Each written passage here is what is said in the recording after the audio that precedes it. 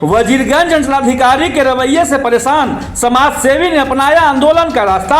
Press conference कर दी जानकारी, करेंगे आंदोलन। 12 से 15 वर्ष हो चुके हैं। सड़क का निर्माण कार्य एक बार पहले भी आ चुकी थी मेरे गांव में। कुछ कारण बस यही छोटी छोटी बातों को लेकर ग्रामीण के द्वारा अड़ंगा लगाकर काम को बाधित किया गया और इसको जो वापस गया, जो 15 साल बाद दोबारा मेरे गांव में कार्य आया है सड़क मापी के लिए। सड़क जब बनना स्टार्ट हुआ तो कुछ लोग फिर से इसमें आ गए सामने। सीओ महोदय जो हैं नापी करवा नहीं रहे हैं, जिसके कारण बार बार विलम्ब हो रही है। अच्छा, ये जो उनका मुख्य कारण क्या है? मुख्य कारण है कि एक जगह जो है रोड का जो जमीन है वो कुछ कम है। नापी में 13 पॉइंट कुछ हम लोग जो खुद से नापी किए थे उसमें आया था। बाकी सब जगह सही है, कहीं 25 फीट है, कहीं 28 फीट है, कहीं 30 फीट है। रोड की जमीन अपनी जो है प्रचुर मात्रा में है। लोगों को भ्रम है कि मेरी जमीन उसमें जा रही है, हालांकि ऐसा है नहीं। इसके लिए सर आपने उच्च अधिकारियों के पास आवेदन वगैरह दिया है? सर आवेदन पहले से दिया हुआ है, ठेकेदार के थ्रू भी दिया हुआ है, पहले से गुहार भी लगाया गया है। हमसे जो संभव था हम 2-4 बार अमीन के पास भी गए कि आप मेरे पास चलिए, मेरे गांव में चलिए और चल के नापी कर दीजिए। अमीन संध्या 4 बजे आते हैं और सिर्फ मुआयना करके कहते हैं कि हम 3-4 दिन 5 दिन बाद आएंगे और आपका काम कर देंगे। लेकिन आज वो 15, 20, 25 दिन गुजर चुका है और उस दिनों से आज तक उनका जो है 2-4 मिनट अभी तक नहीं हुआ है, 1-2 दिन पार नहीं हुआ है। आपने सीओ से मिला? सीओ से भी मिल चुके हैं, बीडीओ साहब से भी मिल चुके हैं। सीओ साहब क्या बोले? सीओ साहब बोले कि हम जो लेटर आया था हम उनको बोल चुके हैं। मैंने एक ढुलमुल रवैया जो होती है वो अपना जो है भार दूसरे पर कि हम कह चुके हैं अपना, वो अब जाएं या ना जाएं वो अपना समझे कर्मचारी। कितने दिन से सिलसिला चल रहा है? ये सिलसिला पिछले लगता है कि जब से रोड मेरा बनने को यहाँ शुरू हुआ था तब से हम लोग इसमें लगे हुए हैं कि ये काम जो है जो अड़चन है वो दूर हो जाए। आगे आप क्या करने की सोच रहे हैं? आगे अभी तो हम लेटर दे चुके हैं, अनुमंडल में भी दे चुके हैं। अब हम चाह रहे हैं कि अभी 8 दिनों का उनको हम वक्त भी दे दिए कि आप 8 दिन में अगर मेरे रोड का नापी करवा के और उसको चिन्हित कर देते हैं और मेरा रोड का काम सक्रिय रूप से फिर से शुरू हो जाता है तो हमें आगे कोई काम करने की आवश्यकता नहीं पड़ेगी। आपके हाथ में क्या है सर?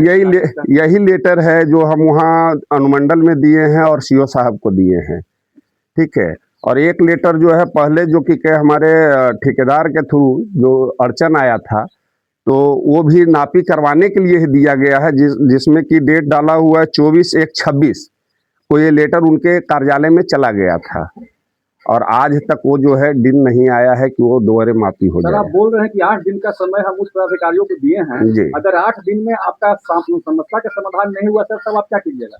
नहीं, अगर नहीं हुआ तो हम अनशन पर जाएंगे। मेरे पास कोई विकल्प, बिल्कुल अनशन पे जाएंगे। मेरे पास कोई विकल्प नहीं बचता है। अधिकारी से हम लड़ाई नहीं लड़ सकते। कोई भी आदमी अधिकारी से लड़ाई कैसे लड़ेगा?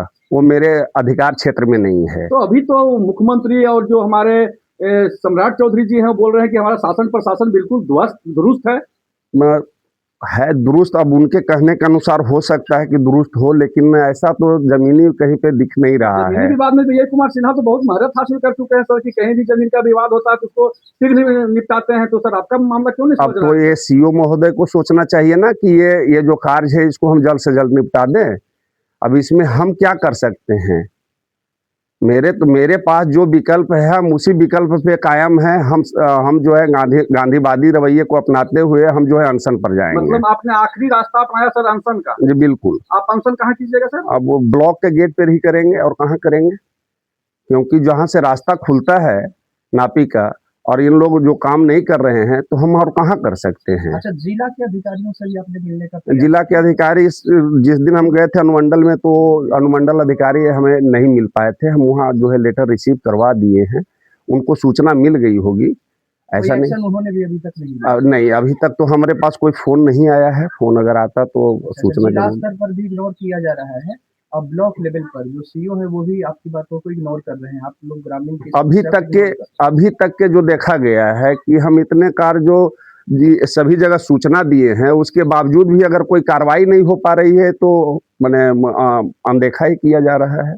सर आपने एक शब्द बताया था, आप अमीन को लेकर के आए थे, जी, अमीन को हम पिछले कम से कम लगता है कि 10 बार जाके लाने का प्रयास उस किए। अमीन का नाम क्या है, फिर उस उनसे संपर्क किया आपने? वो अमीन का नाम है मणिकांत जी।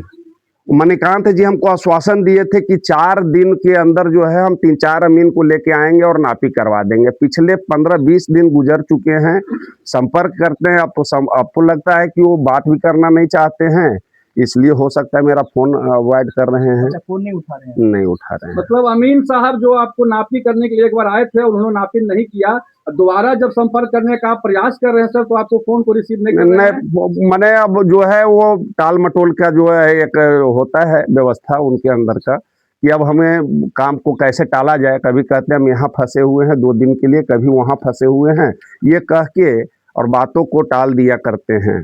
सर अपना परिचय दे दीजिए सर पूरा। प्रशांत कुमार भारती, ग्राम बैजनाथपुर, वजीरगंज, गया बिहार का मैं वासी हूँ और मैं इसी गांव से जो है अपना सभी कार्य कर रहे हैं। थोड़ा सा सामाजिक सेवा भी मेरे अंदर है जो हम अपना करते रहते हैं और जो हमें पसंद है।